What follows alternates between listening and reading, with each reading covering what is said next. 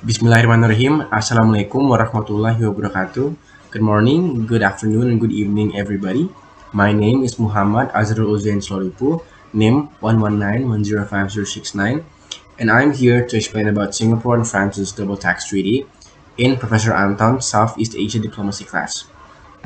Singapore and France signed the Multilateral Convention to implement tax treaty-related measures to prevent base erosion and profit shifting on the 7th of June in 2017.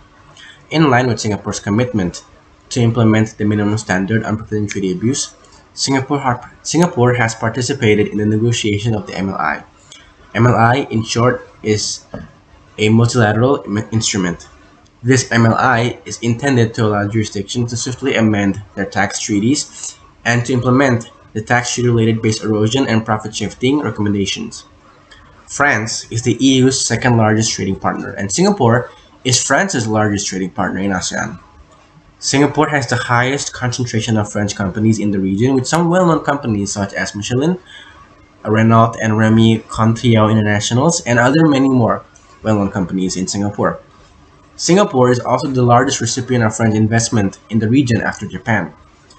And based on what I have said before, Singapore and France seem to have a very, very well-knit relationship. And if the EU-Singapore Free Trade Agreement is ratified, mutual economic obligations between the two countries will exponentially increase. Both Singapore and its European counterparts have the strategic advantage of serving as a foothold for their respective regions and providing strong leverage to market-targeted investors and businesses. The Double Taxation Avoidance Agreement provides significant tax incentives in the form of foreign tax credits and competitive withholding rates. The DTA, or the Double Tax Treaty between the government of Singapore and the government of France, was first concluded on the 9th of September in 1974 and went into force in the 1st of August in 1975. And in 2016, it was revised again, and the revised DTA went into force on the 1st of June 2016 with an effective date of the 1st of January the year after it in 2017. The provisions of the DTA apply to persons who are residents of one or both of the contracting states.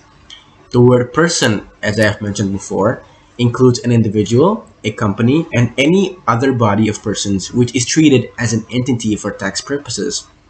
The provisions of the DTA shall be applicable to all taxes imposed on income on behalf of a contracting state.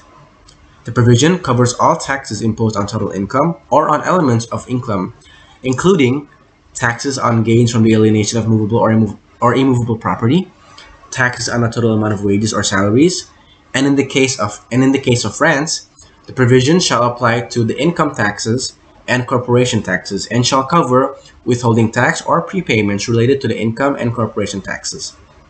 But in the case of Singapore, the agreement covers income taxes or income tax. So the main purpose of this DTA is to divide the right of taxation between the contracting countries to avoid differences and to ensure taxpayers' equal rights and security. Finally, to prevent evasion of taxes, which is an issue which is really prevalent nowadays among rich people. When the EU-Singapore FTA is ratified and the ASEAN community materializes, the trade and investments is set to accelerate. France and Singapore, both having the infrastructure and the strategic location and linkage, will provide to be vital links in the respective unified markets. The DTA between the two countries will further catalyze transactions of the investment and trading communities. The revised DTA offers improved terms for businesses, such as lowering withholding tax rates for dividends, and includes anti-abuse provisions.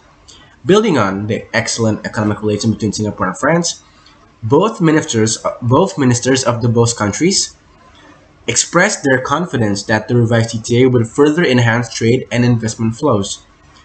They also noted that both countries' excellent history of tax cooperation on exchange of information, as well as commitments to this DTA, proved to be a very huge factor on this DTA working and being effective.